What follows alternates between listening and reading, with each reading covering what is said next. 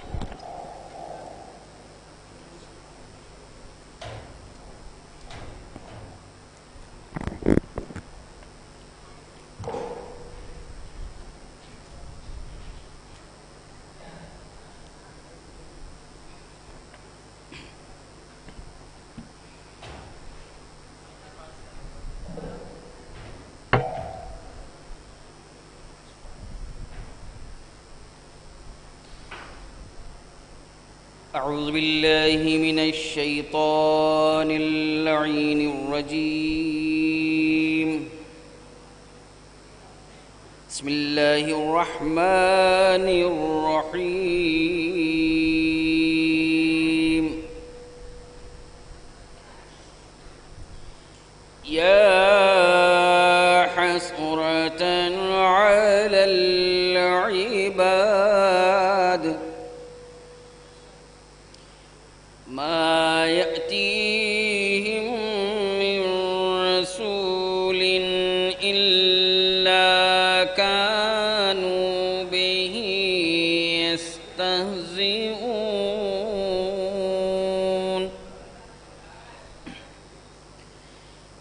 ألم يروا كم أهلكنا قبلهم من القرون أنهم إليهم لا يرجعون.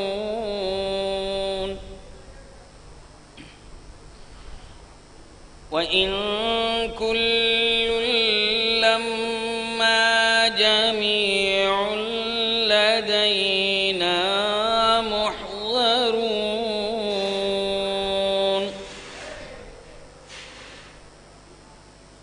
وآية لهم الأرض الميتة أحييناها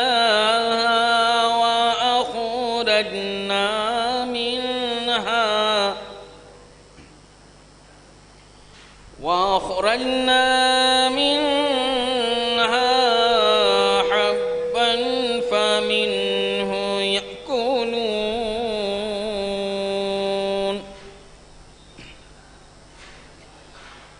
وجعلنا فيها جنات من نخيل وعناب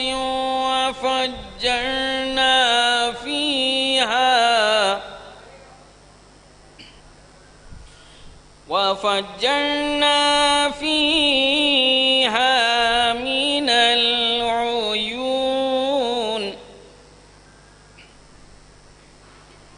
ليأكلوا من ثمره وما عملته أيديهم أفلا يشكرون.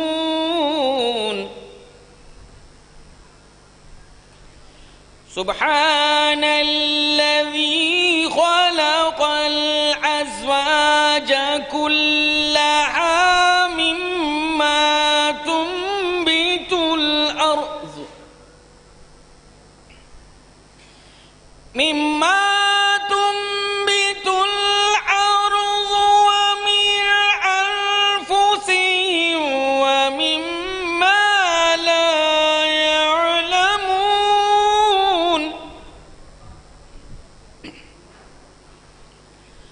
وآية لهم الليل نسلخ منه النهار فإذا هم مظلمون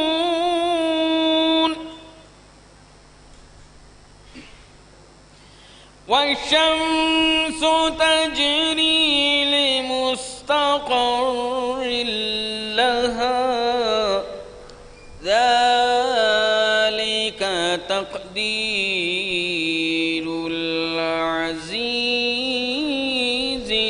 العليم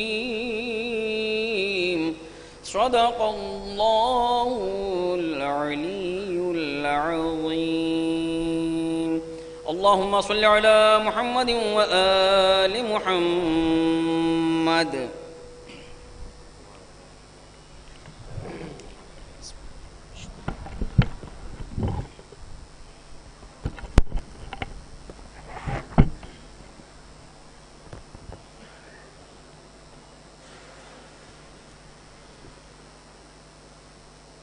عزیزان گرامی، اب پیشخوانی کے سلسلے کو شروع کرتے ہوئے میں گزارش کروں گا جناب حسن عباس بارابنکوی صاحب سے کہ وہ آئیں اور بارگاہ امام علی مقام میں نذرانہ عقیدت پیش کریں۔ ایک بآواز بلند نعرہ صلوات۔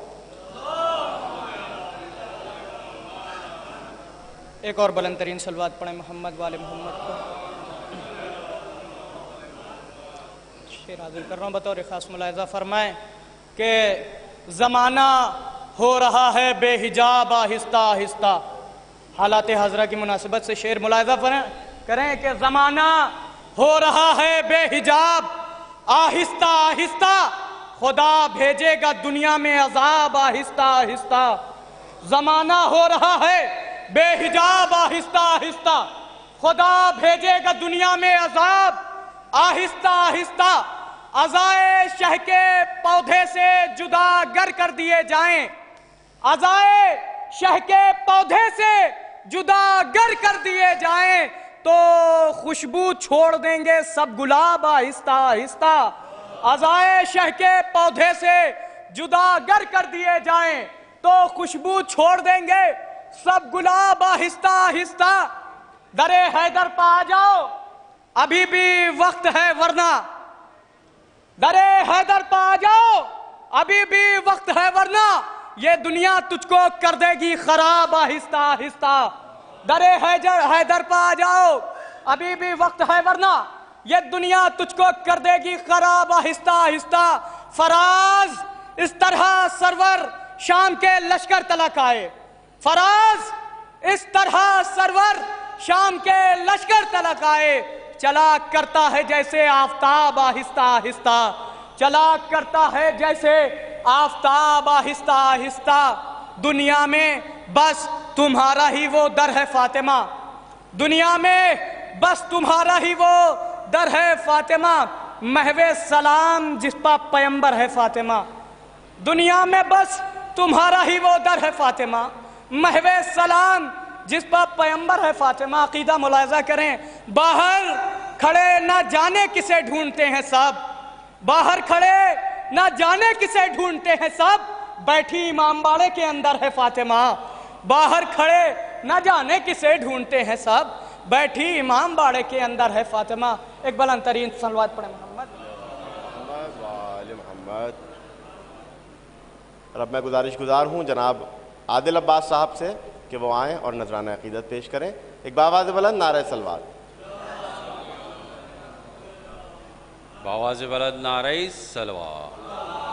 محمد بسم اللہ الرحمن الرحیم۔ قید سے چھٹ کر شہ کی لحد پر اہل حرم جب آئے ہیں، قید سے چھٹ کر شہ کی لحد پر اہل حرم جب آئے ہیں، آہو بکا کی آوازوں سے دونوں جہاں تھر آئے ہیں، قید سے چھٹ کر شہ کی لحد پر اہل حرم جب آئے ہیں، ہاتھ پسے گردن سے بندھے تھے، گود کے پالے چھوٹ گئے، ہاتھ پسے گردن سے بندھے تھے، گود کے پالے چھوٹ گئے، موت نے بڑھ کر گرتے بچے راہوں میں بہلائے ہیں، قید سے چھٹ کر شہ کی لحد پر اہل حرم جب آئے ہیں، خود کو گرایا ناقے سے اور زینب نے یہ نوحہ پڑھا، خود کو گرایا ناقے سے اور زینب نے یہ نوحہ پڑھا، اے میرے بھائی پشت ہے زخمی، اتنے درے کھائے ہیں، قید سے چھٹ کر شہ کی لحد پر اہل حرم جب آئے ہیں۔ اللہم صلی علی محمد و آل محمد۔ عزیزان گرامی، جیسے میں نے پہلے بھی عرض کیا کہ آغاز مجلس ٹھیک 10:30 بجے ہوگا اور یہ سلسلہ 6 محرم تک چلے گا۔ 7 محرم کو اور 8 محرم کو اس حسینیہ میں مجلس 11 بجے شروع ہوگی اور 9 محرم کو 11:30 بجے آغاز مجلس ہوگا۔ اسی طرح سے مجلس شام غریباں ٹھیک 8:30 بجے اسی حسینیہ میں برپا ہوگی، اور آگے مجلس یوم زینب ٹھیک پروگرام 8 بجے سے شروع ہو جاتے ہیں، کیونکہ وہ مجلس انجمن رضاکاران حسینی کا پروگرام ہوتا ہے، تو اس میں 8 بجے سے پروگرام شروع ہو جاتے ہیں اور مجلس 9 بجے شروع کی جاتی ہے۔ 8:30 کا وقت ہوتا ہے، لیکن کیونکہ شعراء کرام اتنے زیادہ ہو جاتے ہیں اس میں، اور کوشش یہ رہتی ہے کہ سبھی کو موقع دیا جائے، اور وہ آخری مجلس اس سلسلے کی ہوتی ہے، تو کوشش یہ کر دی جاتی ہے کہ سبھی کو موقع اس میں دے دیا جائے۔ اب میں گزارش کروں گا فرحان عباس سلمہ سے کہ وہ آئیں اور امام عالی مقام کی بارگاہ میں نذرانہ عقیدت پیش کریں۔ ایک بآواز بلند نعرہ صلوات۔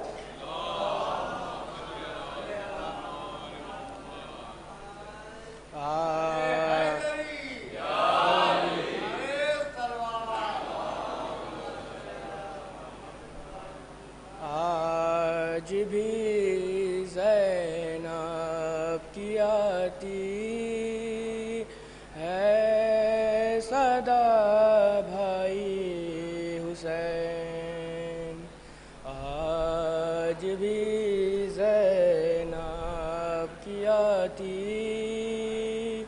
ہے صدا بھائی حسین، تیرا چہرہ تیری آنکھیں پھول کب پائی حسین، آج بھی زینب کی آتی ہے صدا بھائی حسین، چلتے ناکے سے گرایا خود کو جلتی ریت پر چلتے ناکے سے گرایا، خود کو جلتی ریت پر گھٹنیوں کے بل میں تیری لاش تک آئی حسین، آج بھی زینب کی آتی ہے صدا بھائی حسین، بس میں گھبرائی تھی خنجر تجھ پہ چلتا دیکھ کر، بس میں گھبرائی تھی خنجر تجھ پہ چلتا دیکھ کر، پھر کسی مشکل میں گر کر میں نہ گھبرائی حسین، آج بھی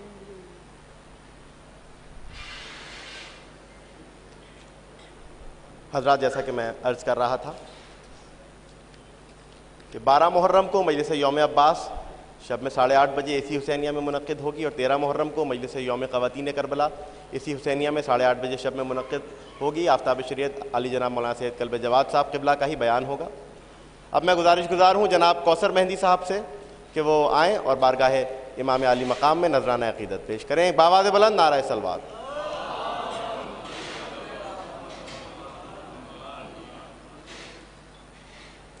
ایک بار بآواز بلند صلوات پڑھ دیں۔ سلام کے اشعار بہت جلدی دی سکینہ نے صدا دشت میں بابا بابا دی سکینہ نے صدا دشت میں بابا بابا جلد آؤ کہ جلا جاتا ہے خیمہ بابا، میں وطن جاؤں گی ملنے کے لیے دادی سے،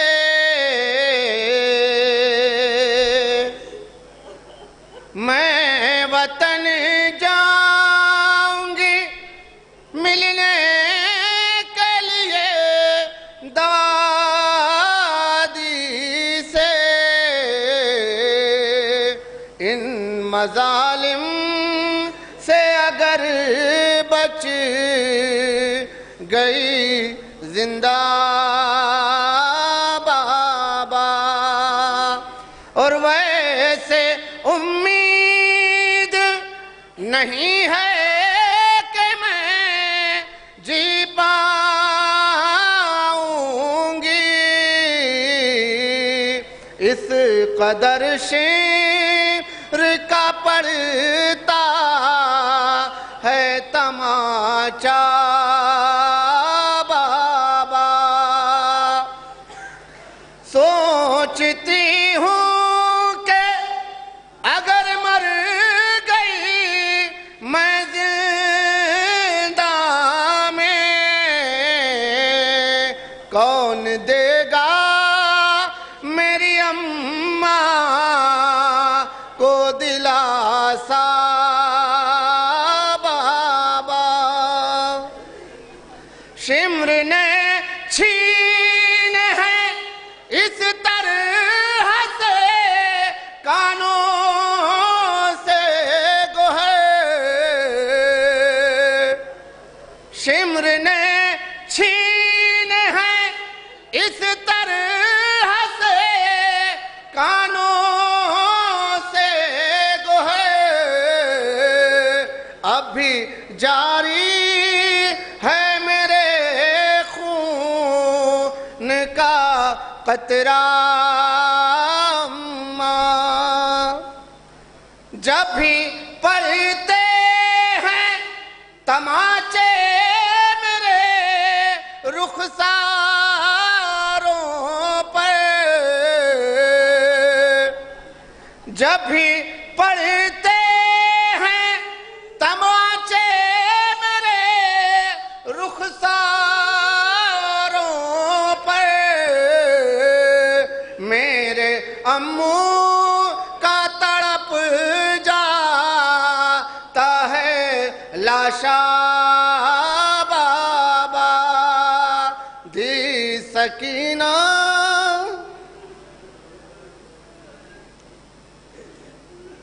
حضرات دامن وقت میں اب گنجائش باقی نہیں ہے، مولانا بس تشریف لانے والے ہیں اور کوشش یہ ہوتی ہے کہ ٹھیک 10:30 بجے آغاز مجلس ہو جائے۔ میں گزار ہوں جناب ناصر حسین صاحب سے کہ وہ آئیں اور نذرانہ عقیدت پیش کریں۔ ایک بآواز بلند نعرہ صلوات۔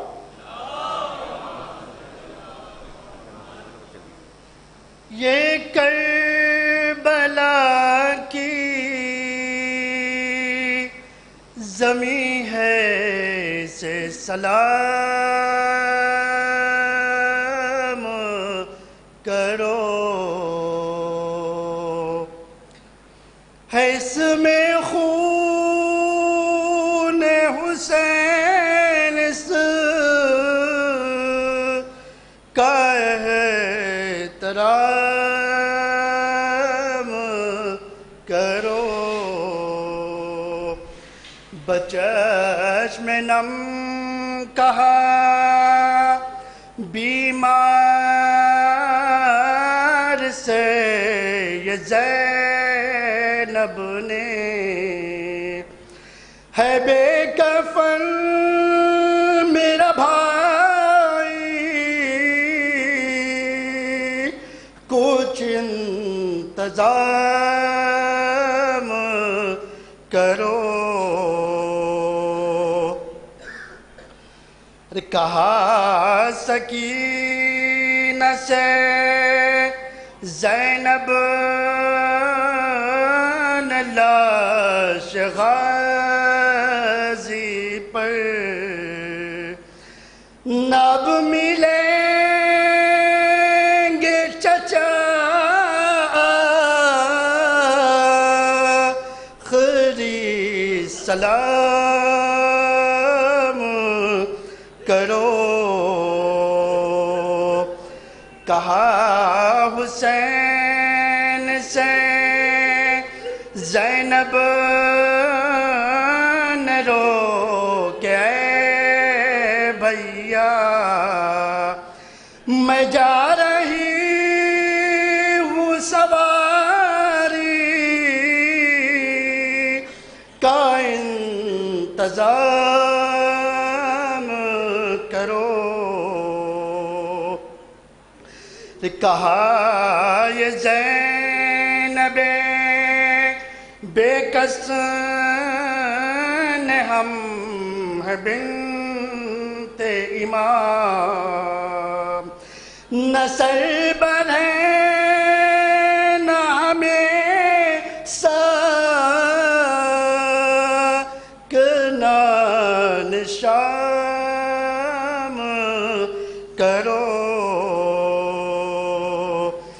عجیب آئی شام غریبہ تو بولے اہل حرم، جب آئی شام غریبہ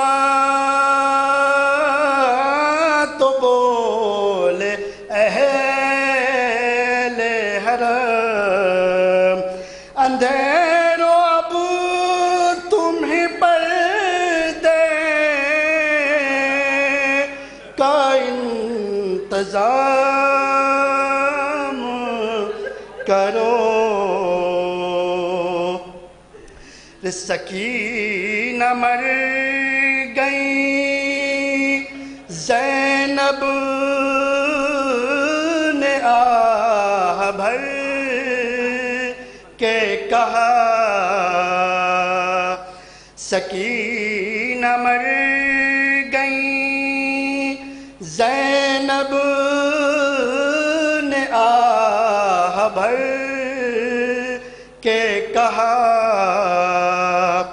اسیر و ماتم بنت شہ انام کرو. ملے گی تجھ کو بھی کامل نجات کی منزل. راہ حسین میں قدموں کو تیز گام کرو. وفا کے ہونٹوں پر مہر سکوت کہتی ہے. وفا کے ہونٹوں پر مہر سکوت کہتی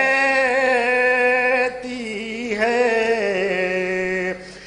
حسین پاس ہے عباس کچھ کلام کرو. کہے تو کیسے علمدار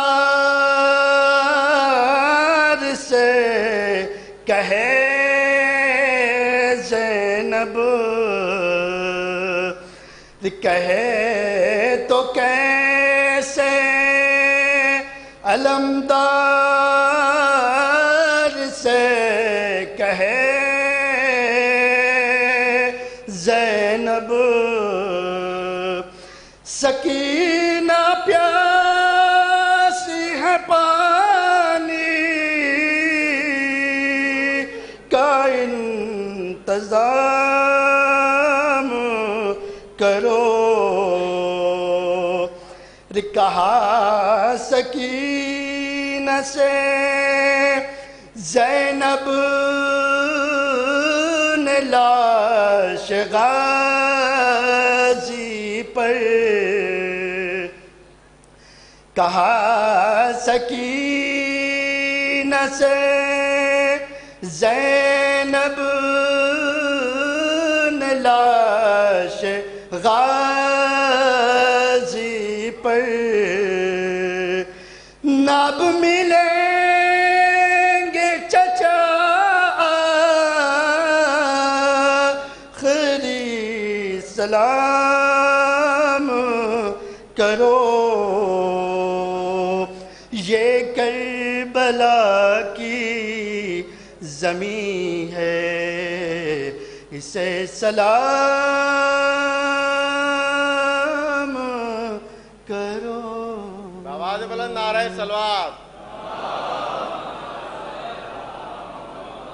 حضرات جناب تشریف لا چکے ہیں اور اب میں گزارش گزار ہوں آفتاب شریعت عالی جناب مولانا سید کلب جواد صاحب قبلہ سے کہ وہ رونق افروز ممبر ہوں اور مجلس کو خطاب کریں. ایک بآواز بلند نعرہ صلوات.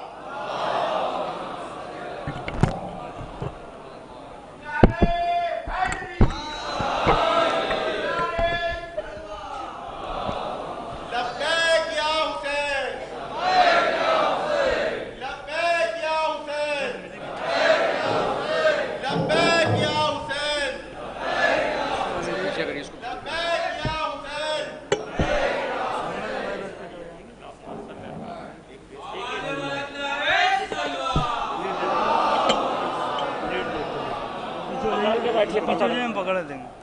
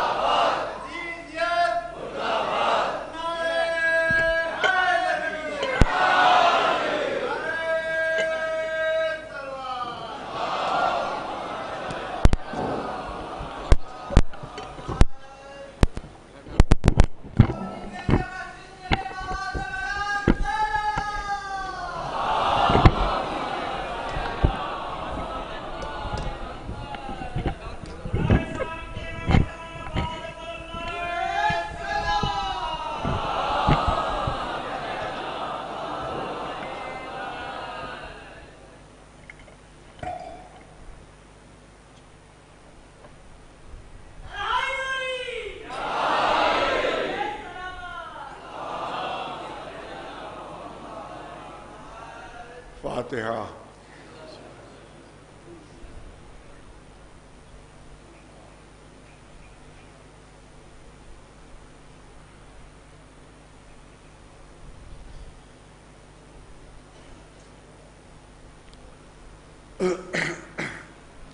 أعوذ بالله السميع العليم من الشيطان اللعين الرجيم. بسم الله الرحمن الرحيم. الحمد لله رب العالمين والصلاة والسلام على سيد الأنبياء والمرسلين سيدنا ونبينا وشفيع المذنبين أبي القاسم محمد أهل بيته الطيبين الطاهرين المعصومين. أما بعد، فقد قال الله سبحانه تبارك وتعالى في كتابه المبين وهو أصدق القائلين: ألف لام ميم أحسب الناس أن يتركوا أن يقولوا آمنا وهم لا يفتنون. صلوات بھیجتے ہیں.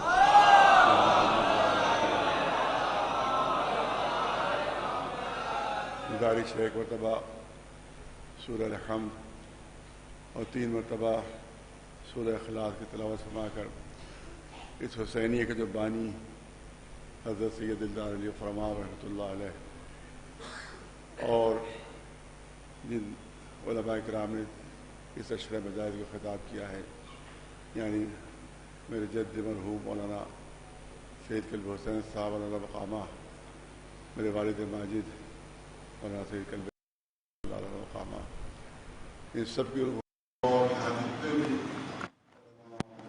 مراج خدا کریم اور مبنین کرام یہاں مدفون ہیں، ان سب کی روحوں کو سال ثواب فرما دے.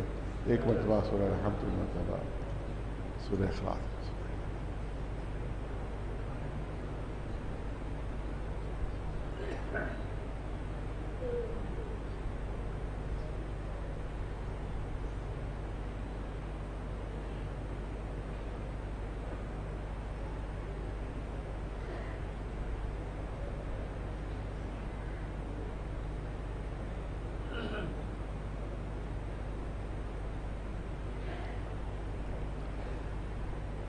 اللہ کا لاکھ جس طرح سے ہم ماہ مبارک رمضان کی پہلی تاریخ کو جملے بولتے ہیں، اسی طرح سے محرم کی پہلی تاریخ کو بھی ہم جملے بولتے ہیں، ہماری زبان پاتے ہیں کہ اللہ کا لاکھ لاکھ شکر ہے کہ اس نے ہمیں زندہ رکھا کہ ایک مرتبہ اور ماتم امام حسین کر دیں، ایک مرتبہ اور عزائے امام حسین میں ہم جو ہے وہ منہمک ہو جائیں اور یہ عزائے امام حسین اور یہ ماتم امام حسین یہ ایک عظیم اللہ کی طرف سے ثواب کا وسیلہ اور ثواب کا ذریعہ ہے۔ میں چند چیزیں اس سلسلے میں عرض کروں گا، لیکن جو میرا جو انداز رہا ہے کہ پہلی مجلس میں عموماً جو اس حسینیے کے بانی ہیں اور خاص طور سے جو ان حضرات نے مجاہد کو خطاب کیا ہے، اور خصوصیت سے جو خاندان اجتہاد کے جو بانی ہیں یعنی جناب سید دلدار علی فرما، ان کے بارے میں چند جملے ضرور کہتا ہوں تاکہ بچوں تک بات پہنچتی رہے اور وہ بزرگوں کو یاد رکھیں۔ بہت ضروری ہے ہمارے لیے کہ ہم اپنے بزرگوں کو یاد رکھیں، ان کے کارناموں کو یاد رکھیں، انہیں جو خدمتیں کی ہیں ان کو یاد رکھیں۔ آج جو حقیقت یہی ہے اس سے کوئی انکار نہیں کر سکتا کہ آج جو برصغیر ہند و پاک میں جو آج شیعیت نظر آ رہی ہے، آج جو عدداری نظر آ رہی ہے، یہ اس کی سب سے زیادہ صحیح کوشش اگر کسی نے کی ہے تو یہی سید دلدار علی فرمان ہے کہ جنہیں نے یہاں کے جو نوابین حضرات ہیں ان کو راغب کیا عدداری کی طرف، ان کو راغب کیا دین کی طرف۔ یہی وجہ ہے کہ جو علماء کے زیر سایہ نہیں تھے ان بادشاہوں نے اپنے بڑے بڑے مقبرے بنا لیے، کہیں تاج محل بنا ہوا ہے تو کہیں لال قلعہ بنا ہوا ہے، کہیں کچھ بنا ہوا ہے، کہیں کچھ بنا ہوا ہے، لیکن یہاں کے بادشاہوں نے نہ اپنا مقبرہ بہت بڑا بنا دیا، نہ کوئی اپنا قلعہ بنا دیا، بلکہ دنیا کا سب سے بڑا امام باڑہ بنا دیا۔ دنیا کا سب سے بڑا حسینیہ، دنیا کا سب سے بڑا امام باڑہ، یہ انہی جناب سید دلدار علی فرما کی کوششوں کا نتیجہ ہے کہ انہوں نے بادشاہان کو عزاداری کی طرف، بادشاہوں کو یہاں کے امام حسین کی عزا کی طرف، ہمیں امام حسین بنانے کی طرف جو ہے وہ توجہ دلائی، جس کی وجہ سے آج ہمیں اتنے بڑے بڑے روضے، اتنے بڑے بڑے امام باڑے، کوئی بھی وہاں کوئی بھی روضہ ایسا نہیں ہے کہ یہاں اس کی شبیہ موجود نہ ہو۔ کوئی بھی روضہ عراق، ایران، مدینہ، جہاں کا بھی کوئی روضہ ایسا نہیں تھی یہاں پہ شبیہ موجود نہ ہو۔ یہ ہمارے علماء ہی کا طفیل ہے اور انہی کا صدقہ ہے۔ صلوات بھیجیں محمد۔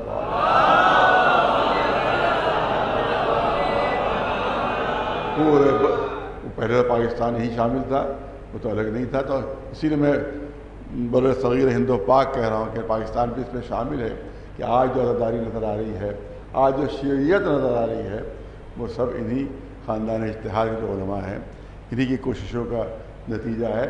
ورنہ پہلے آپ تاریخ اٹھا کر دیکھیے کہ شیعہ تقیہ میں رہتے تھے، کسی شیعہ کی ہمت نہیں ہوتی تھی کہ وہ اپنے کو شیعہ کیسے، یہاں تک کہ پورے ہندوستان میں، بالکل یہاں اس منبر سے کہہ رہا ہوں اور تاریخ سے ثابت ہے کہ پورے ہندوستان میں کہیں بھی شیعہ نماز جماعت نہیں ہوتی تھی۔ پورے ہندوستان میں شیعہ نماز جماعت، لوگ کہتے ہیں کہ صاحب وہ قطب شاہی حکومت تو تھی، یہاں سے پہلے قطب شاہی حکومت تھی، یہاں حیدرآباد میں وہاں قطب شاہی حکومت تھی وہاں پر، لیکن آپ تاریخ پڑھیے، امام جماعت جو ہوتا تھا وہ اہل سنت ہی ہوتا تھا۔ وہاں بھی امام جماعت اہل سنت ہوتا تھا، ان کو بھی ہمت نہیں ہوتی تھی کہ الگ سے، جبکہ حکومت تھی ان کی۔ پہلی مرتبہ شیعہ نماز پنجگانہ وہ جناب دلدار علی غفران نے قائم کی، اور پہلی نماز یہاں پر ہوئی ہے ہندوستان میں باجماعت، وہ نماز ظہر ہوئی ہے۔ نماز ظہر کو کیوں انتخاب کیا؟ اس میں مصلحت تھی۔ سب سے پہلی نماز جماعت نماز ظہر ہوئی ہے، کیونکہ سب سے پہلی جو نماز واجب ہوئی ہے، اور سب سے پہلے جو نماز واجب ہوئی ہے، اور سب سے پہلی نماز جو ہوئی زمین پر ہوئی ہے، وہ نماز ظہر ہی تھی۔ ایک صلوات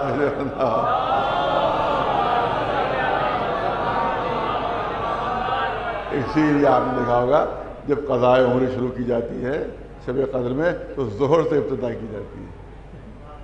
نماز ظہر سے، نماز صبح سے ابتدا نہیں ہوتی ہے، نماز ظہر سے ابتدا ہے۔ امام معصومین کا ارشاد ہے کہ جب تم تو قضاء عمر پڑھو شب قدر میں تو ابتدا نماز ظہر سے کرو. کیوں نماز ظہر سے ابتدا؟ کیونکہ پہلی نماز ہی نماز ظہر تھی جو زمین کے اوپر وہ پڑھی گئی ہے. لہذا تو اسی مناسبت سے سید دلدار فرما رحمۃ اللہ علیہ نے جو نماز قائم کی، جو پنجگانہ نماز، پنج وقتہ نماز، اس میں جو نماز ہوئی وہ نماز ظہر ہوئی ہے. اور اس کے کچھ ہی دن بعد پھر نماز جمعہ قائم کی گئی ہے. سن کر تعجب ہوگا، آپ کو تعجب ہوگا کہ اس وقت نماز جمعہ نہ ایران میں تھی نہ عراق میں تھی. پڑھیے، تاریخ پڑھیے، میرے جملوں پر اگر بھروسہ نہیں ہے تو ہسٹری پڑھیے، تاریخ پڑھیے کہ پہلے نماز جمعہ نہ عراق میں تھی اس زمانے میں نہ ایران میں تھی نماز جمعہ. یہ جناب دلدار فرما کا اشتہار تھا کہ انہوں نے نماز جمعہ جو ہے وہ یہاں پر شروع کی، کیونکہ اس زمانے میں اخباریت تھی اور اخباری لوگوں کا عقیدہ آج بھی یہی ہے کہ جمعہ جو ہے وہ نہیں ہو سکتا، جمعہ جب امام آئیں گے تبھی ہم پڑھیں گے. یہ ان کا عقیدہ ہے. لہذا اس اخباریت کو توڑ کے لیے جناب دلدار فرما آپ نے یہ فتویٰ دیا کہ نہیں، نماز جمعہ ہر زمانے کے لیے ہے، ہر زمانے کے لیے نماز جمعہ ہے. تو پھر یہاں سے نماز جمعہ قائم ہوئی. اور عزاداری میں آج جتنی بھی چیزیں دکھائی دے رہی ہیں آپ کو، یہ ذوالجناح، یہ تابوت، یہ علم، یہ تمام چیزیں جو ہیں، ان سب کا جو انٹروڈیوس کرایا ہے وہ دلدار فرما صاحب ہی نے انٹروڈیوس کرایا. ورنہ پہلے اسی انداز سے عزاداری ہوتی تھی جس طرح سے اہل سنت کرتے ہیں. آج بھی آپ کو، آپ جائیں حسین گنج کی طرف تو اہل سنت کی عزاداری میں ہماری عزاداری میں آپ کو زمین و آسمان کا فرق ملے گا. وہاں ڈھول بھی ہے، تاشے بھی ہیں، اور پھری گتکا ہے، اور سب دنیا کی اور تمام چیزیں ہیں. اپنے لحاظ سے اپنے لحاظ سے کرتے ہیں، اس میں کوئی اعتراض نہیں کر رہا ہوں، لیکن اسی لحاظ سے یہاں شیعہ بھی عزاداری کرتے تھے. اس کے بعد انہیں جناب فرما نے یہاں پر یہ عزاداری قائم کی ہے اور یہ مراسم قائم کی ہیں جو اس وقت آپ دیکھ رہے ہیں. تو اس کا مطلب یہ ہے کہ ہمارے بزرگوں نے انتہائی عظیم خدمت کی ہے، اور پہلے شخص تھے کہ جو یہاں سے پیدل گئے تھے عراق تعلیم حاصل کرنے. پیدل گئے تھے، پیادہ پا، یہاں سے پیادہ پا گئے تھے عراق تعلیم حاصل کرنے. وہاں بڑے بڑے علماء سے، بڑے بڑے فقہا سے انہوں نے شرف تلمذ حاصل کیا، وہاں تعلیم حاصل کی انہوں نے. پھر پیدل گئے وہاں ایران، وہاں کے ایرانی علماء سے انہوں نے پھر استفادہ کیا. اور اس وقت میں شاید کبھی بیان کر چکا ہوں کہ ہمارے خاندان میں تو یہ واقعہ معلوم ہی تھا، لیکن جب میں قم میں نیا گیا تو شاید 4-6 مہینے مجھے ہوئے گئے ہوئے کہ ایک عالم دین مجھ سے ملنے آئے. قم میں ایک عالم دین مجھ سے ملنے آئے اور انہی نے کہا کہ میں علامہ مہدی بحر العلوم کے خانوادے سے ہوں، علامہ مہدی بحر العلوم کے خانوادے سے ہوں. اور ہمارے خانوادے میں ایک واقعہ مشہور ہے جو میں آپ کے سامنے پیش کرنا چاہتا ہوں. انہی نے کہا کہ ہمارے خانوادے میں، یعنی مہدی بحر العلوم کے خانوادے میں بہت بڑے عالم، بہت زبردست عالم، اور سب سے زیادہ ملاقاتوں کا امام زمانے سے اگر کسی کا تذکرہ ملتا ہے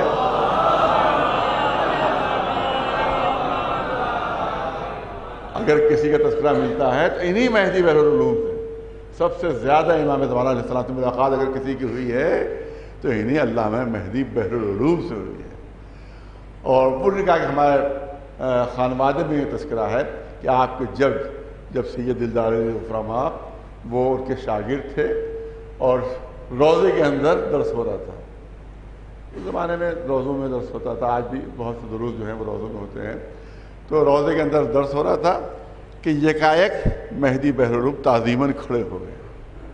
درس پڑھاتے پڑھاتے تعظیماً کھڑے ہو گئے اور تمام طلاب سے شاگرد سب تعظیماً کھڑے ہو جاؤ کیونکہ امام زمانہ زیارت کے لیے آ رہے ہیں.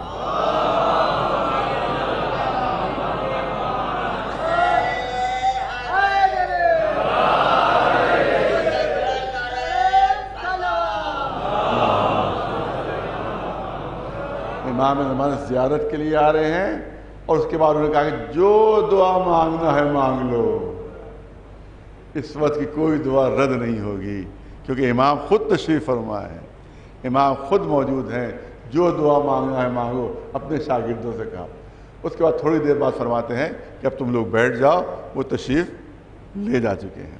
اس کے بعد جب درس ختم ہوا تو انہی نے پوچھا اپنے شاگردوں سے کہ بھئی یہ تو جب آپ گفتگو ہوتی ہے درس ختم ہو گیا ہے، بات چیت اب ہو رہی ہے، کہ یہ بتاؤ کہ تم لوگوں نے کیا کیا دعا مانگی تو بتا دو، تم لوگوں نے کیا کیا دعا مانگی؟ تو کسی طالب علم نے کہا کہ میرے پاس مکان نہیں ہے، میں نے دعا مانگی کہ مجھے مکان مل جائے۔ کسی نے کہا کہ میری شادی نہیں ہو رہی ہے، میں نے دعا مانگی کہ میری شادی ہو جائے۔ کسی نے کہا میرے پر قرضہ بہت زیادہ ہے، میں نے دعا مانگی میرا قرضہ ادا ہو جائے۔ سب نے اپنے مختلف دعائیں بتائیں، اور اس کے بعد جب ان کی نوبت آئی سید دلدار علی غفران آپ جب نوبت آئی تو اس سے پوچھا، استاد ہیں علامہ بحرالعلوم، استاد ہیں جناب غفران آپ کے، کہا کہ یہ بتاؤ کہ تم نے کون سی دعا مانگی؟ کہ میں نے یہ دعا مانگی کہ میری نسل میں تا قیامت علم دین باقی رہے۔ ایک سلوات بھیج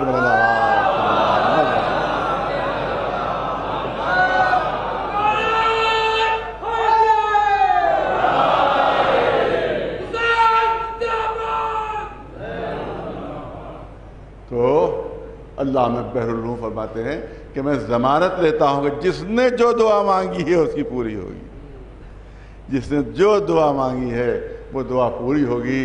اس طرح سے پوری ہوئی ہے دعا کہ نسلاً بعد نسل علماء کا پورا سلسلہ ہے، علماء کا پورا سلسلہ ہے، اور ایک ڈال علماء ہیں آپ۔ یہاں پر والد مرحوم نے یہ یاد ہے کبھی یہ جملے کہے تھے، میں آپ کے سامنے آج پیش کرنا چاہتا ہوں۔ عجیب خصوصیت ہے، آپ دیکھیں کہ ابن خلدون بہت ہی متعصب مورخ ہے، بہت متعصب مورخ۔ اس نے لکھا ہے کہ کسی خاندان کا شرف 3 نسلوں سے زیادہ نہیں بڑھتا۔ یہ ابن خلدون بہت بڑا مورخ، بہت زبردست مورخ اور ہسٹورین، مورخ یعنی ہسٹورین۔ اس نے یہ جملے اپنی تاریخ میں لکھے ہیں کہ کوئی بھی شرف کسی خاندان کا اور اس کی فضیلتیں جو ہیں، اس کے مرتبے جو ہیں 3 نسلوں سے زیادہ آگے نہیں بڑھتے۔ 3 نسلوں تک وہ شرف باقی رہے گا، وہ فضیلتیں باقی رہیں گی، وہ مراتب باقی رہیں گے۔ 4تھی نسل کے ساتھ نزول شروع ہو جاتا ہے، یہاں تک کہ وہ خاندان کا نام و نشان بھی مٹ جاتا ہے۔ یہ اس نے بات کہی، لیکن کیونکہ متعصب تھا لہذا اس نے خانوادہ اہل بیت پر نگاہ نہیں ڈالی، خانوادہ اہل بیت پر نگاہ نہیں ڈالی۔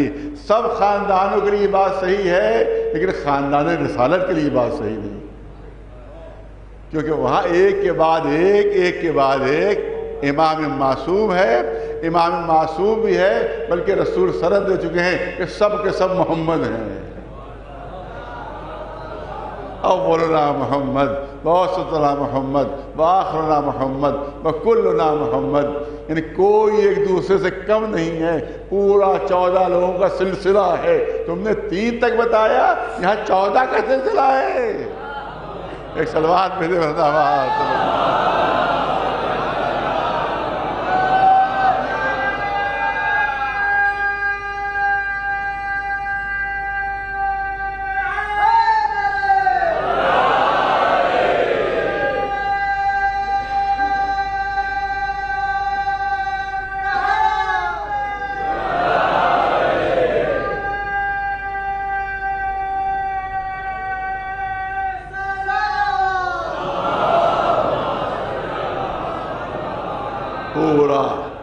پورا سلسلہ ہے کہ ایک کے بعد ایک سب امام ہیں، سب معصوم ہیں، سب کے سب محمد ہیں۔ ہمارے ماہر لکھنوی صاحب نے، ہمارے بزرگ شاعر، وہ بھی ہمارے خاندانی سے ان سے مناسبت تھی، انہوں نے کتنے خوبصورت اشعار کہے ہیں کہ خزاں کا باغ امامت میں تذکرہ ہی نہیں۔ بہت توجہ ہے، خزاں کا ماہر لکھنوی، خزاں کا باغ امامت میں تذکرہ ہی نہیں، بہار لوٹ کے آتی رہی بہار کے بعد۔ ایک سلوات بھیجو۔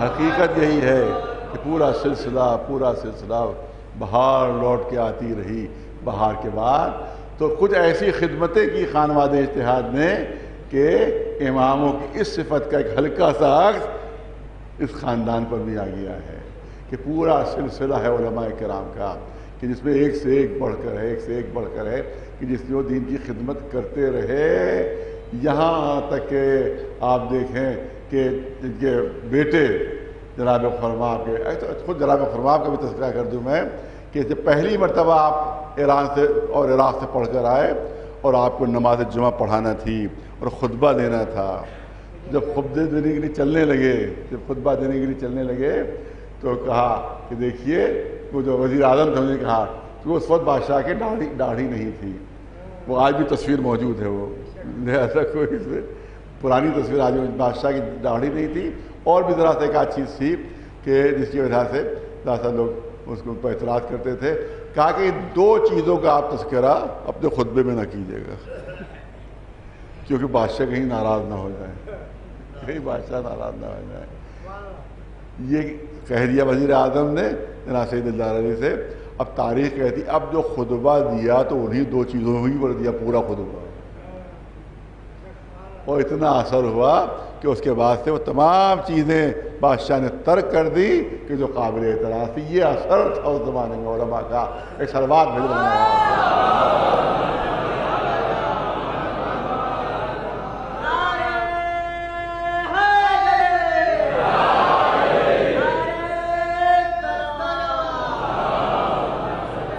کبھی حکومتوں سے نہیں ڈرے، کبھی حکومت نے، شاید نصیر الدین حیدر کے زمانے کا واقعہ ہے کہ انہوں نے کوئی فتویٰ طلب کیا، اس وقت یہی جناب فرماب کے بیٹے تھے سید محمد، بیٹے تو سے کوئی فتویٰ طلب کیا، اپنے مزاج کے مطابق انہوں نے فتویٰ دینے سے انکار کر دیا کہ بھئی یہ فتویٰ میں نہیں دوں گا۔ تو اب جو سردار لشکر تھا اس زمانے میں، جو سپہ سالار لشکر تھا، بادشاہ نے حکم دیا کہ مولانا کے گھر توپ سے اڑا دیا جائے۔ اتنا زیادہ بادشاہ ناراض ہو گیا، اتنا زیادہ بادشاہ ناراض ہو گیا کہ میرے مطابق انہوں نے فتویٰ نہیں دیا جاتا، ان کا گھر اب نہیں رہے گا، یہ ان کا گھر نہیں توپ سے اڑا دیا جائے۔ وہ جو سالار لشکر تھا، جو سردار لشکر تھا، اس سے یہ کہہ دیا۔ اب جو صبح نمودار ہوئی تو دیکھا دو توپیں لگی ہوئی ہیں، ایک کا رخ سید محمد صاحب کے گھر کی طرف ہے اور ایک کا رخ بادشاہ کے محل کی طرف ہے، ایک کا رخ بادشاہ کے محل کی طرف ہے۔ بادشاہ نے گھبرا کر کہا یہ کیا؟ تم سے تو کہا تھا کہ ان مولانا کے گھر کو اڑا دو۔ کہا جب دین کا بادشاہ نہیں رہے گا تو دنیا کے بادشاہوں کو رہنے کے کیا حق آتے ہیں؟ ایک سوال بھیجے گا۔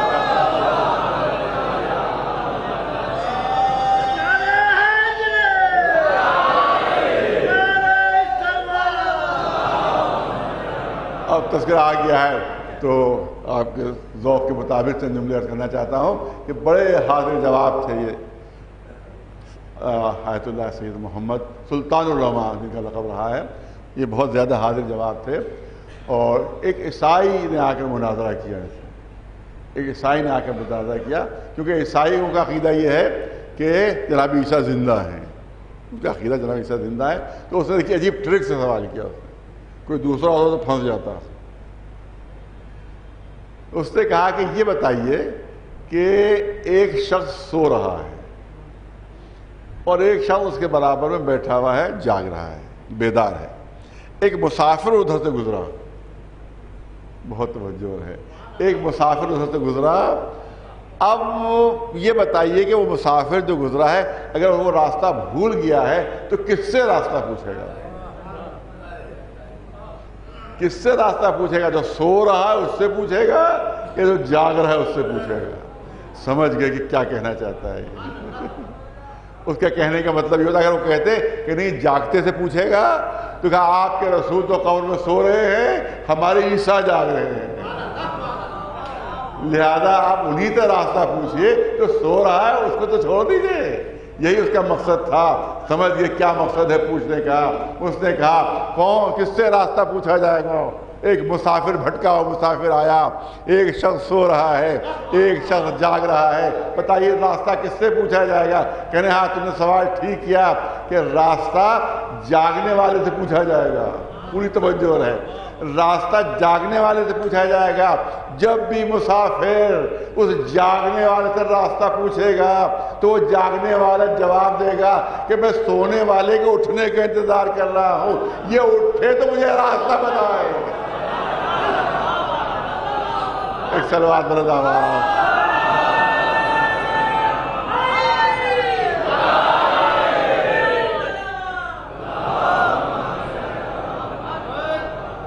اور سنیے, اسی عیسائی نے پھر ایک بات کہی گئی, اچھا یہ بتائیے کہ آپ اپنے امام کو مانتے ہیں کہ زندہ ہیں, حیات ہیں؟ کہاں زندہ ہیں, کہاں ہیں؟ فرمایا جناب صلی اللہ علیہ وسلم نے زمین کے اوپر ہے, زمین کے اوپر ہے ہمارے زمین. کہ یہ بتائیے کہ عیسیٰ کہاں ہے؟ کیا چوتھے آسمان پر ہے؟ تو بتائیے کون بلند ہوا؟ وہ عیسائی پوچھ رہا ہے سلطان العلماء سے, یہ بتائیے بلند کون ہے, مرتبہ کس کا زیادہ ہوگا, فضیلتیں کس کی زیادہ ہوئی؟ جو زمین پر ہے اس کی فضیلت زیادہ ہے یا جو چوتھے آسمان پر اللہ نے بلا لیا اس کی فضیلت زیادہ ہے؟ جو زمین پر اس کا مرتبہ زیادہ ہے یا جو چوتھے آسمان پر اس کا مرتبہ زیادہ ہے؟ آپ خود فیصلہ کر کے بتائیے. وہ عیسائی پوچھ رہا ہے, آپ خود بتائیے. تو عام طور طریقے کرے بھائی جو چوتھے آسمان پر پہنچ گیا اس کا مرتبہ بلند ہے, جو زمین کے اوپر اس کا مرتبہ پست ہے. لیکن اب جواب ان کا سن لیجئے کہ نہیں, تو نے بات تو صحیح کہی ہے کہ عیسیٰ چوتھے آسمان پر ہے, ہمارا امام جو ہے وہ زمین کے اوپر ہے, مگر اللہ نے جب فضیلتوں کی ترازو معین کی, جب فضیلتوں کی ترازو معین کی تو ایک پلے میں ہمارے امام, دوسرے پلے میں عیسیٰ. امام کا پلہ اتنا بھاری تھا کہ زمین سے لگ گیا, عیسیٰ کا پلہ اتنا ہلکا تھا چوتھے آسمان تک پہنچ گیا.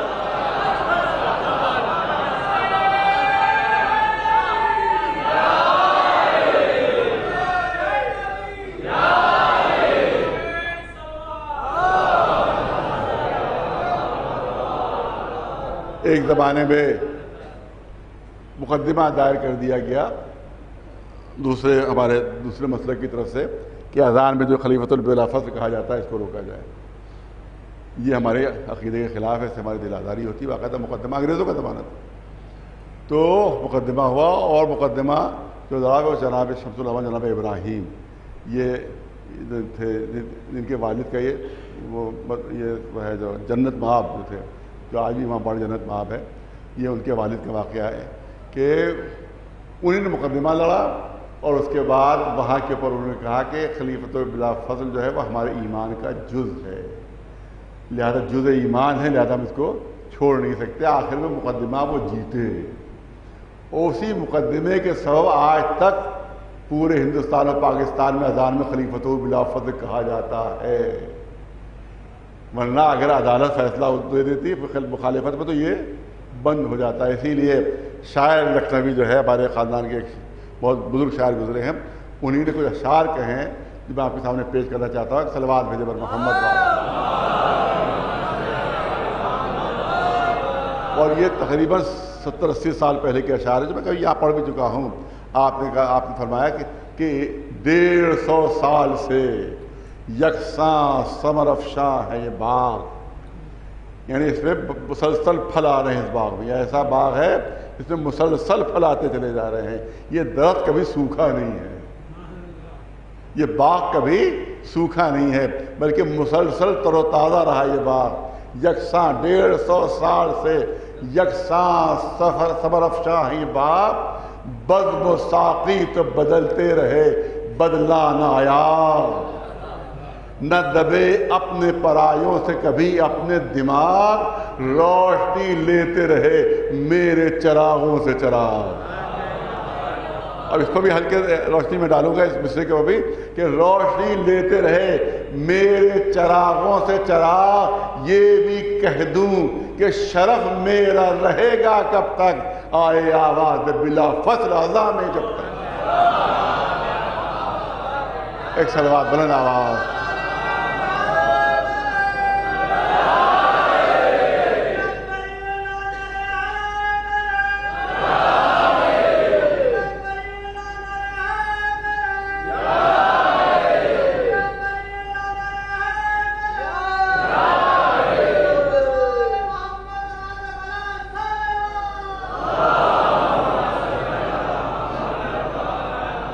بہرحال انشاءاللہ 2-4 جملے بعد میں اس وقت میں چاہتا ہوں کہ کچھ مجلس کی جو شان ہے، جو عظمت ہے، جو مرتبہ ہے، چند جملے اس کے سلسلے میں عرض کروں کہ آپ یہاں پر آئے ہیں وہ میرے مہمان نہیں ہیں۔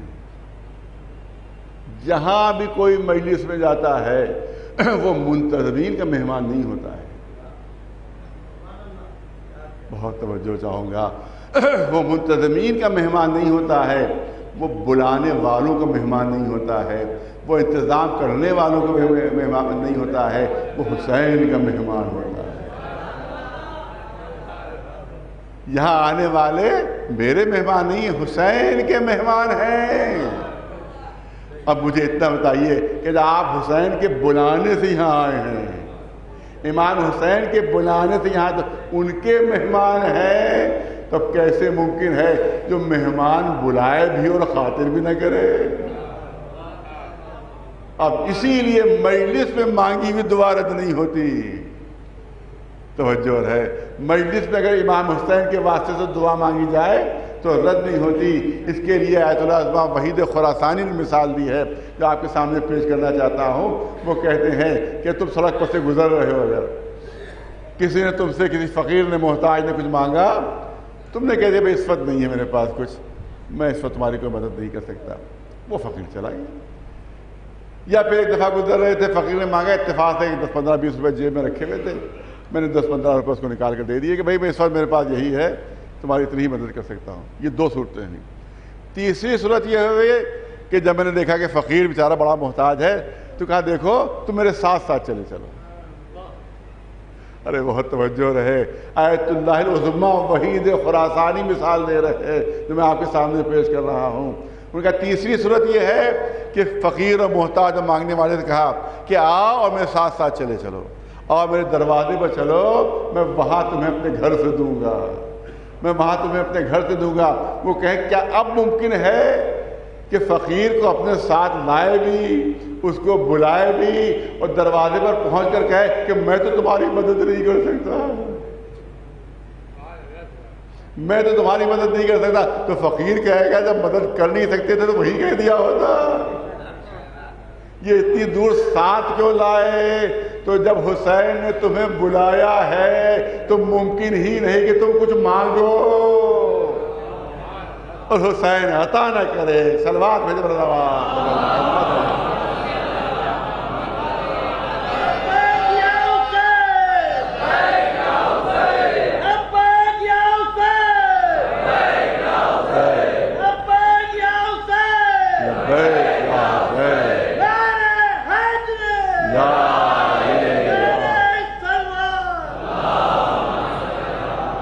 اب میں توجہ چاہوں گا خاص طور سے اپنے بچوں اور جوانوں کی کہ اس مجلس کے 11 نام ہیں۔ یہ مجلس امام حسین، ہم لوگ کہتے ہیں مجلس مجلس مجلس، ائمہ معصومین نے اس کو 11 نام دیے ہیں۔ مجلس امام حسین کو 11 نام دیے ہیں۔ ایک نام اس کا یہ ہے انہو مصلی اللہ۔ عظمت سنیے، عظمت۔ یہاں آپ جس فرش پر بیٹھے ہوئے ہیں یا کہیں بھی، خالی امام باڑی کی بات نہیں ہو رہی، کہیں بھی اگر فرش عزا پر آپ بیٹھے ہیں تو اس کی عظمت سنیے ائمہ معصومین کی زبان سے، انہو مصلی اللہ۔ یہ فرش مسجد، یہ فرش مجلس اللہ کا مصلی ہے۔ یہ فرش مجلس اللہ کا مصلی ہے۔ مصلی انہو مصلی اللہ، اللہ کا مصلی ہے۔ تو کیا اللہ نماز پڑھتا ہے؟ یہاں پر اللہ کے نماز پڑھتا ہے، کیا سجدے کرتا ہے، کیا رکوع کرتا ہے، کیا قیام ہے، کیا قعود ہے؟ نماز نہیں۔ کیا مطلب ہے مصلی اللہ؟ اس کا مطلب یہ ہے کہ جب تک ایک عزادار فرش مجلس پر بیٹھا رہتا ہے اللہ اس پر درود بھیجتا رہتا ہے۔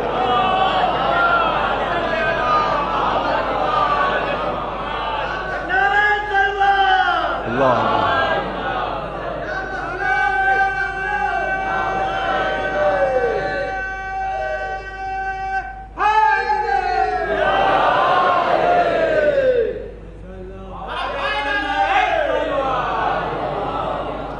سنیے بس 2-3 جملے اور ہیں۔ آپ دیکھیں انہو مصلی، اللہ کا مصلی ہے یہ فرش مجلس، یہ مجلس کا جو فرش ہے اللہ کا مصلی، نماز نہیں پڑھتا ہے بلکہ جتنے شریک ہونے والے مجلس میں شریک ہوتے رہتے ہیں تو اس وقت تک اللہ کے اوپر درود اور سلام بھیجا کرتا ہے۔ یہ مرتبہ ہے انہو عرفہ، یہ مجلس جو ہے امام فرمانے عرفہ ہے۔ عرفہ، عرفہ کیا ہے؟ اصل حج جو ہے وہ عرفہ کہلاتا ہے۔ پوری توجہ رہے، نہ طواف اصل حج ہے نہ منا اصل حج ہے، بلکہ اصل حج جو ہے وہ عرفہ کہلاتا ہے۔ اسی لیے حج اکبر اس دن کو نہیں کہتے ہیں کہ جس دن 10 ذی الحجہ ہو جمعے کو تو حج اکبر کہا جائے، وہ حج اکبر نہیں ہے۔ عرفے کے روز اگر جمعہ ہوتا ہے تو اس کو حج اکبر کہا جاتا ہے۔ اگر عرفہ کے روز جمعہ ہو تو اس کو حج اکبر کہا جاتا ہے۔ انہو عرفہ، یہ مجلس جو ہے یہ عرفہ ہے، عرفہ۔ اور عرفہ کے لیے شرط یہ ہے کہ ہر جگہ نیابت ہو سکتی ہے، ہر رکن حج میں نیابت کی جا سکتی ہے، ہر رکن حج میں نیابت ہو سکتی ہے۔ آپ کسی کو بھیج دیں اپنی طرف سے، اگر مریض ہے، اگر کچھ بیمار ہے، اپنے کو بھیج دیں کسی کی طرف سے، جاؤ میری طرف سے شیطانوں کو کریم آ رہا ہو، نیابت بنا سکتے ہیں، نائب بنا سکتے ہیں۔ جاؤ میری طرف سے صحیح کراؤ، آپ نائب بنا سکتے ہیں۔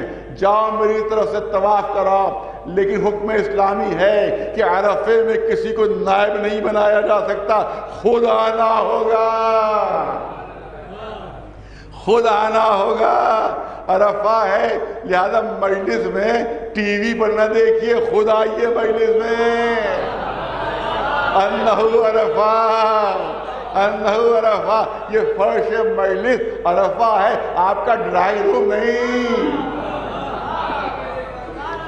آپ کے گھر کا کمرہ نہیں، آپ کے گھر کا کمرہ نہیں، سامنے ٹی وی لگایا، آپ نے کہا کون زحمت کرے، کون اتنی دور جائے اور یہیں پوری مجلس سن لیں۔ امام فرماتے ہیں انہو عرفہ، عرفہ جہاں پر حاجی کی موجودگی ضروری ہوتی ہے، جہاں پر حاجی کا موجود رہنا واجب ہوتا ہے، اس لیے کہا کہ عرفہ ہے۔ اور عرفہ کی خصوصیت کیا ہے کہ جب عرفے سے حاجی باہر نکلتا ہے تو ہر گناہ سے پاک ہوتا ہے، اسی لیے جو خلوص نیت سے مجلس میں آ جاتا ہے، جب مجلس سے باہر نکلتا ہے تو حسین کے طفیل میں ہر گناہ سے پاک و صاف ہو جاتا ہے۔ ایک صلوات بھیج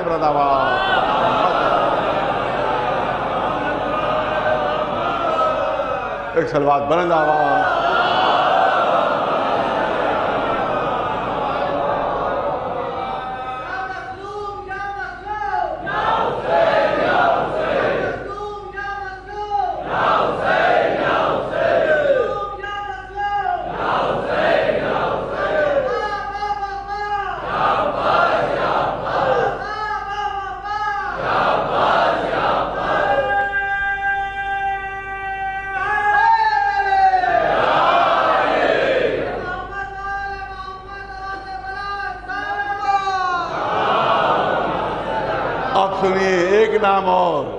ایک نام اور انہو مشعر الحرام، یہ مشعر الحرام ہے۔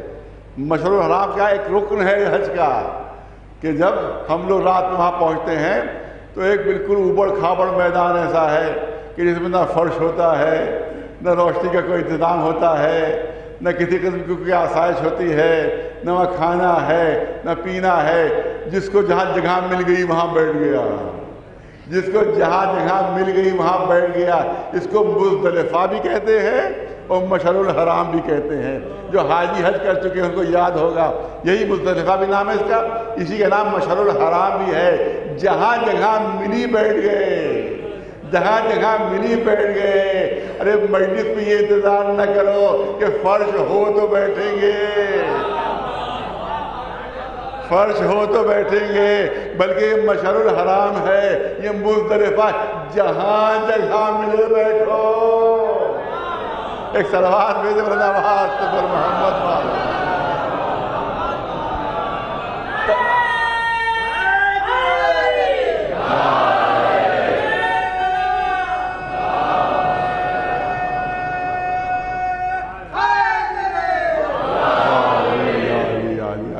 توجہ چاہوں گا آپ حضرات کی بات کو مکمل کر رہا ہوں انشاءاللہ زندگی حیات رہی تو کل کچھ گفتگو ہوگی اس آیت کریمہ کے ذیل میں بھی اور کچھ اور گفتگو. تو اب یہاں کے کہا یہ مشعر الحرام ہے. مشعر کے معنی مشعر کہاں سے بنا ہے؟ مشعر بنا ہے شعور سے. مشعر بنا ہے شعور سے، یعنی اس مقام پر پہنچ کر جس کو مشعر الحرام کہتے ہیں حاجی کو بیت اللہ کا شعور حاصل ہوتا ہے. ارے توجہ چاہوں گا صاحبان ذوقی کہ حاجی کو مشعر الحرام کا اس مقام کو، اور علماء نے بتایا کہ مشعر الحرام اس لیے کہتے ہیں مشعر ہے شعور سے، یہاں پر حاجی کو بیت کا شعور ہوتا ہے. ارے توجہ رہے، یہاں پر حاجی کو بیت کا شعور ہوتا ہے. اور مجلس بھی مشعر الحرام ہے، مشعر الحرام ہے، وہاں بیت کا شعور ہوتا ہے. مجلس میں آؤ گے تو اہل بیت کا شعور حاصل ہوگا. ایک صلوات بھیج رہا،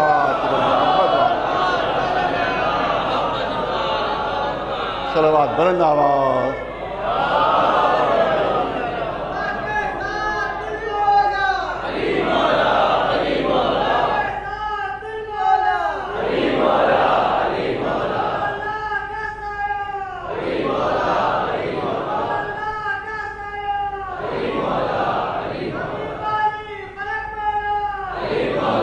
علی مولا علی مولا علی مولا علی مولا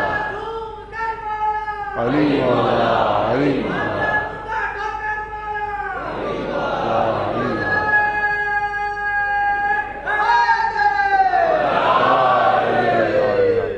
بس سارے سے زیادہ کا موقع نہیں ہے.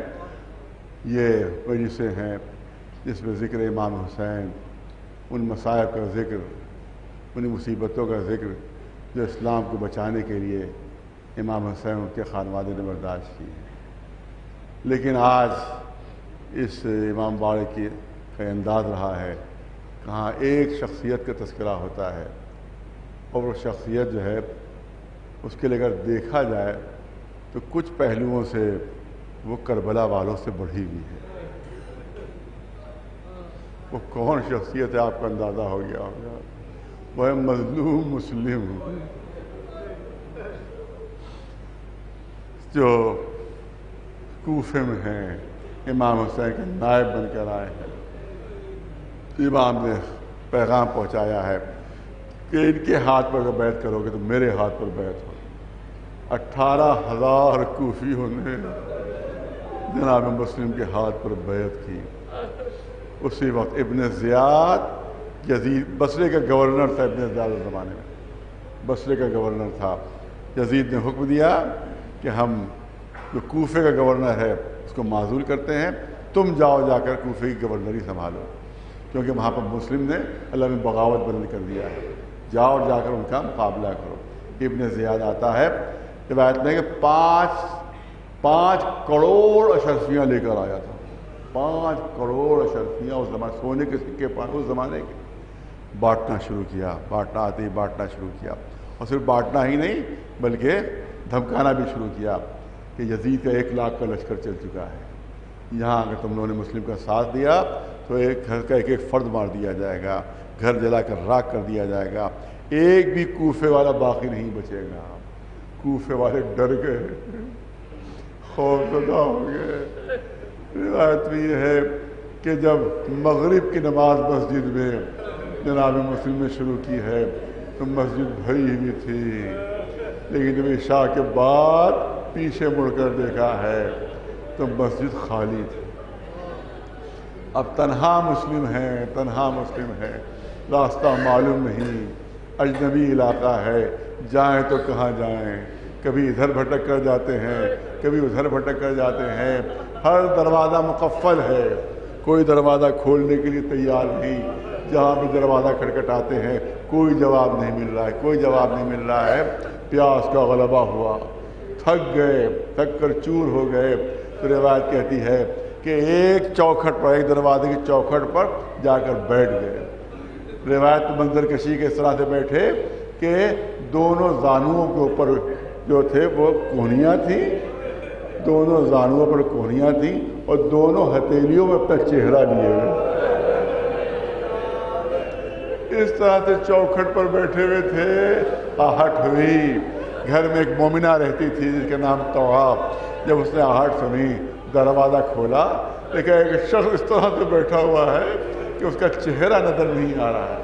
کہا کیا بات ہے، کیوں بیٹھے ہوئے ہو؟ کہا مومنہ اگر پانی پلا سکتی ہو تو پلا، اگر پانی پلا سکتی ہو تو پلا دو۔ تو اندر گئی، پانی لے کر آئی، جناب مسلم نے پانی نوش فرمایا۔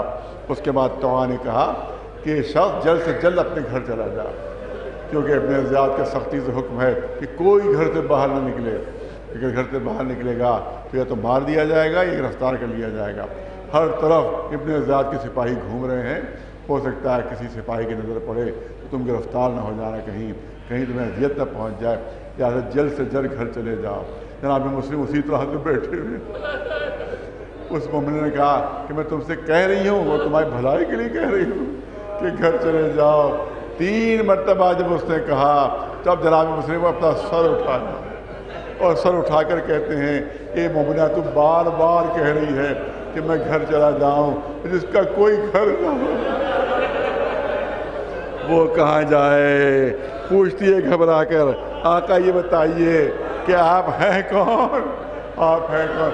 آپ نے فرمایا میں ہوں مسلم۔ یہ سننا تو تڑپ گئی، آقا گستاخی ہو گئی، آقا معاف کر دیا، اتنی دیر سے آپ چوکھٹ پر بیٹھے ہوئے میری اس سے گستاخی ہوئی، آئیے جلدی سے اندر آ جائیے، آپ میرے گھر میں محفوظ ہیں۔ اس کا بیٹا آتا ہے، بیٹے کو اندازہ ہو گیا کہ کوئی گھر کے اندر ہے۔ اس نے ماں سے کہا کہ کون ہے گھر کے اندر؟ اسے چھپایا کہ نہیں کوئی گھر میں نہیں۔ کہیں ایسی بات نہیں، تم بار بار حجرے میں جا رہی ہو، واپس آ رہی ہو، وہاں کوئی ضرور ہے، میں خود دیکھوں گا جا کر۔ جب یہ اندازہ ہوا خود دیکھے گا، پھر بتایا کہ دیکھو خانواد رسالت کی ایک فرد ہے، مسلم یہاں کے اوپر پناہ لیے ہوئے ہیں، لہٰذا دیکھو میں تمہیں قسم دیتی ہوں تاکہ ابن زیاد کے دربار میں بتانا نہیں، خبر نہ دینا۔ اس نے کہا نہیں میں بالکل خبر نہیں دوں گا، لیکن وہ ملعون پہنچتا ہے اور جا کر ابن زیاد کو خبر دے دیتا ہے کہ جس مسلم کی تم تلاش میں ہو وہ میرے ہی گھر میں ہے۔ 500 کا دستہ بھیجا جاتا ہے۔ جناب مسلم نے جب گھوڑوں کی ٹاپوں کی آواز سنی، روایت کہتی ہے کہ تلوار ٹیک کر اٹھے، چاہتے تھے کہ باہر جائیں، مومنہ نے دامن تھام لیا، اے آقا آپ گھر کے اندر محفوظ، آپ گھر کے اندر رہیے، باہر نہ نکلیے، گھر کے اندر آپ محفوظ ہیں۔ یہ سننا تھا۔ جناب مسلم نے جواب دیا کہ نہیں میں گھر میں نہیں رہوں گا، کہیں کوئی سپاہی اندر نہ آ جائے، کہیں کوئی سپاہی اندر نہ آ جائے اور تیری بے پردگی نہ ہو جائے۔ مجھے گوارا نہیں کہ کسی مومنہ کی بے پردگی میری وجہ سے ہو۔ اے آقا آپ کو گوارا نہیں، ایک مومنہ کی بے پردگی گوارا نہیں۔ ارے یہی کوفہ ہوگا کہ آپ کی ماں اور بہنیں بے چادر بازاروں میں لائی جائیں گی۔ جناب مسلم باہر نکلتے ہیں، جنگ شروع ہوتی ہے، 500 کے دستے کو شکست ہو گئی۔ پھر سردار لشکر نے پرچہ بھیجا کہ اور کمک بھیجی جائے، 500 کا دستہ اور آ جاتا ہے، اس کو بھی شکست ہو جاتی ہے۔ پھر پرچہ بھیجا کہ اور لشکر بھیجا جائے۔ ابن زیاد نے کہلوایا کہ ایک آدمی کو گرفتار کرنا ہے، 1000 کا پورا لشکر جا چکا ہے، تم اور کوئی اور مدد منگوا رہے ہو؟ کہا سردار لشکر نے کہ یہ کوئی کوفے کا بنی بقال نہیں، یہ بنی ہاشم کی تلوار ہے، اس کا مقابلہ آسان نہیں ہے۔ 500 کا دستہ اور آیا، مگر مولا مسلم قابو میں نہیں آ رہے ہیں، جوش شجاعت میں آگے بڑھتے جا رہے ہیں۔ علماء نے تحریر کیا ہے کہ ایک مصیبت کربلا والوں سے زیادہ تھی مسلم کے اوپر۔ وہ لکھتے ہیں کہ میدان کربلا میں جب کوئی جنگ کے لیے نکلتا تھا تو سامنے سے حملہ ہوتا تھا، پشت سے حملہ ہوتا تھا، پہلوؤں سے حملہ ہوتا تھا، اور کبھی چاروں طرف سے حملہ ہوتا تھا۔ جناب مسلم پر چاروں طرف سے حملے ہو رہے تھے، چاروں طرف سے تیر برس رہے تھے، نیزے برس رہے تھے، تلواریں برس رہی تھیں، مگر ایک سمت بڑھی ہوئی تھی، کوفے میں ایک سمت بڑھی ہوئی تھی۔ ارے زنان کوفہ چھتوں پر سے آقا پر ہاتھ برسا، جناب مسلم پر آگ برسا رہی تھی۔ عزاداروں یہاں تک کہ جب مسلم قابو میں نہیں آئے تو مکر کیا گیا، ایک گڑھا کھودا جاتا ہے، اس کو خط و خاشاک سے ڈھانک دیا جاتا ہے، مسلم جوش شجاع سے آگے بڑھ رہے ہیں، اس گڑھے میں پیر پڑتا ہے، آقا اس گڑھے کے اندر گر جاتے ہیں، اوپر سے تلواروں اور نیزوں سے آقا کو شدید زخمی کر دیا جاتا ہے۔ زخمی حالت میں ابن زیاد کے دربار میں لائے جاتے ہیں۔ مولا نے ابن زیاد کو سلام نہیں کیا۔ درباریوں نے کہا ارے امیر کو سلام نہیں کیا تم نے، امیر کو سلام نہیں کیا، سردار کو سلام نہیں کیا۔ مسلم فرماتے ہیں حسین کے علاوہ میرا کوئی شرط نہیں۔ پیاس کا غلبہ ہے، پیاس کا عالم ہے، کہا کہ کوئی ہے جو مجھے پانی پلا دے۔ پہلے تو انکار کیا گیا، نہیں مسلم تم پیاسے مر جاؤ گے، تمہیں کوئی پانی نہیں پلائے گا۔ مگر ایک شخص کو رحم آ جاتا ہے، وہ اپنے غلام سے کہتا ہے کہ مسلم کو پانی پلا دو۔ وہ جام آب لے کر آگے بڑھتا ہے، جناب مسلم کو پیش کرتا ہے۔ روایت کہتی ہے جیسے ہی پینا چاہا سر سے خون کا فوارہ بہ رہا، وہ خون پانی میں شامل ہو گیا، پانی پھینک دیا، پھر غلام نے جام بھر کر دیا۔ روایت کہتی ہے جیسے پینا چاہا دندان مبارک زخمی ہو چکے تھے، وہ اس پانی کے اندر گرے، آپ نے پانی پھینکا اور زبان پر آیا انا للہ و انا الیہ راجعون۔ شاید میری زندگی میں میری قسمت میں پانی پینا نہیں، میں پیاسا مارا جاؤں گا۔ یہاں پر والد مرحوم فرماتے تھے اے مسلم بڑا اچھا ہوا کہ آپ آخر وقت پانی نہیں پی سکے، اگر آپ نے پانی پی لیا ہوتا تو شاید میدان حشر میں سکینہ دامن تھامتی۔ اے چچا آپ کو آخر وقت پانی مل گیا، مگر میرا بابا آخر وقت تک پانی مانگتا رہا، میرا بابا پیاسا دبا کر دیا گیا اور میرا ننھا تاریخ پانی کے بجائے 3 بھال کا تیر۔ حکم دیا کہ جاؤ بیت العمارہ کی چھت کے اوپر لے جاؤ، وہاں سر کاٹ دیا جائے اور لاش زمین کے اوپر پھینک دینا، لاش زمین پر پھینک دینا۔ بیت العمارہ کی چھت کے اوپر جو بہت بلند چھت تھی اس کے بعد جناب مسلم کو لے جایا گیا اور جناب مسلم فرماتے ہیں اتنی اجازت ہے کہ 2 رکعت نماز پڑھ لوں۔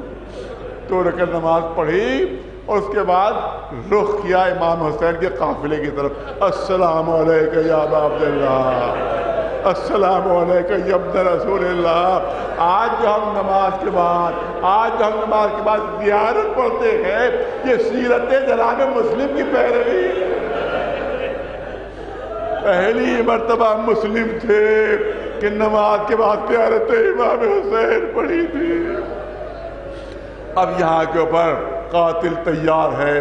وہاں روایت کہتی ہے جناب عباس گھبرائے ہیں، پریشان ہیں، دل بے چین ہے، امام حسین کے قریب آتے ہیں، آقا پتہ نہیں میرے بھائی کا کیا عالم ہے، میرے بھائی کس عالم میں ہے، پتہ نہیں کیا اس پر ظلم ہو رہا ہے، پتہ نہیں اس پر کیا ستم ہو رہا ہے، میرا دل بہت گھبرا رہا ہے۔ آقا کیا کوئی ایسی صورت ہے کہ میں اپنے بھائی کو دیکھ سکوں، میں اپنے بھائی مسلم کو دیکھ سکوں؟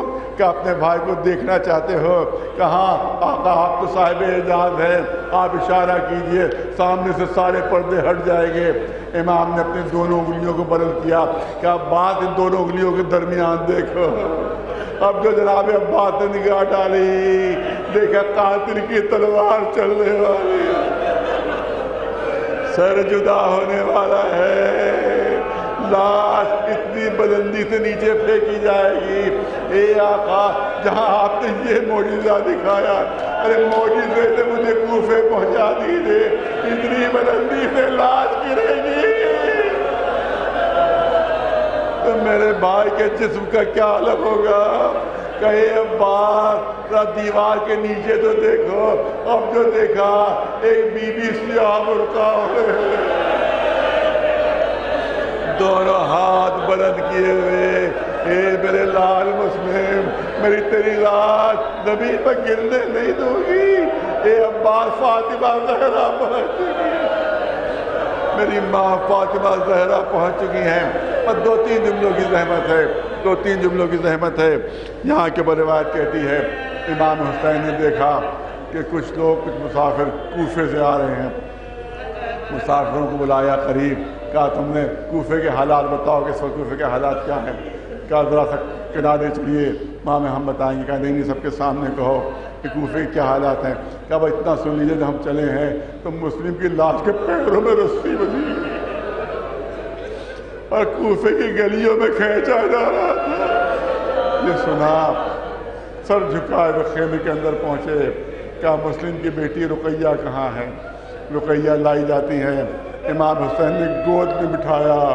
اس کے بعد کہا کہ میں نے سکینہ کے لیے گوشوارے خریدے تھے, وہ گوشوارے لیا, اپنے ہاتھ سے ان گوشواروں کو پہنایا, اپنے ہاتھ سے ان گوشواروں کو پہنایا اور پھر رقیہ کے سر پر ہاتھ پھیرنے لگے. خانوادہ رسالت کی پلی ہوئی بچی تھی, گھبرا کر گوشت سے اٹھ گئی. کہا چچا یہ بتائیے میرے بابا کی تو خیر ہے, کیا یہ کیوں پوچھ رہی ہو؟ کہ چچا یہ آپ کو سلوک کر رہے, آپ یتیموں کے ساتھ کرتے ہیں. میرے بابا کی خیر تو ہے. کہے اے رقیہ تمہارا بابا شہید ہو گیا, کوفے میں شہید ہو گیا. نہیں اللہ آخری جملے سنیے, یہ بچی کیا ہوئی؟ یہ بچی مدینے نہیں پہنچی تھی, یہ بچی کوفے میں بھی نہیں پہنچی تھی, یہ بچی شام میں بھی نہیں پہنچی تھی, تو بچی گئی کہاں؟ اور یہ رقیہ کہاں گئی؟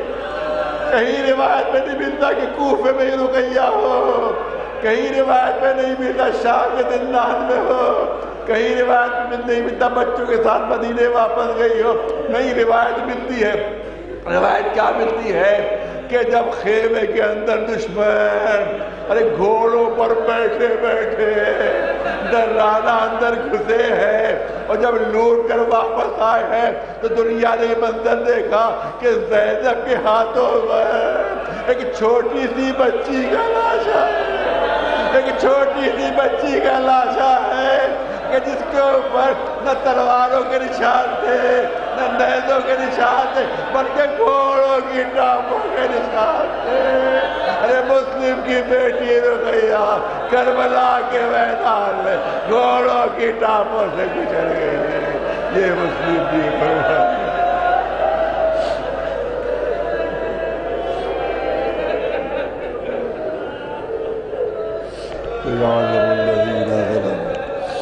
أيام انقلب ينقلبون الله لعنة الله.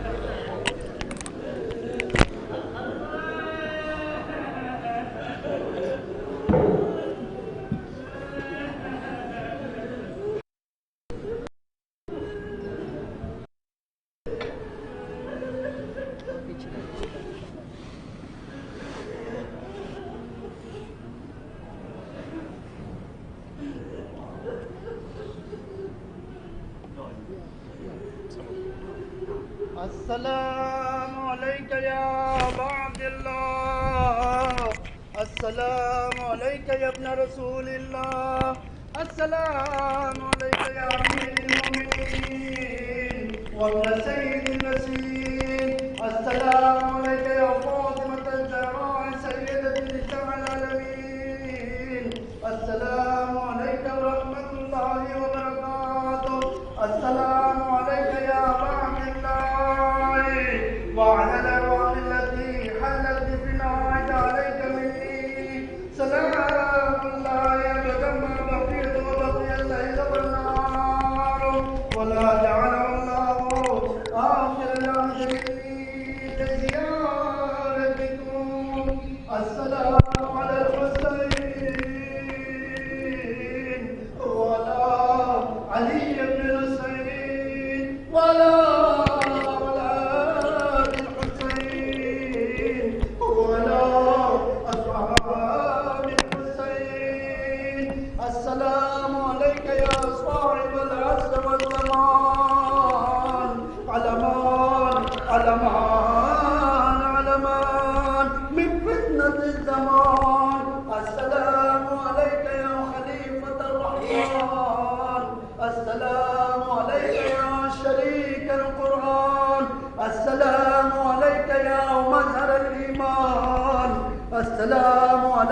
يا إمام الإنس والجان. السلام عليك يا إمام زماننا هذا. عجل الله تعالى فرجك وسهل الله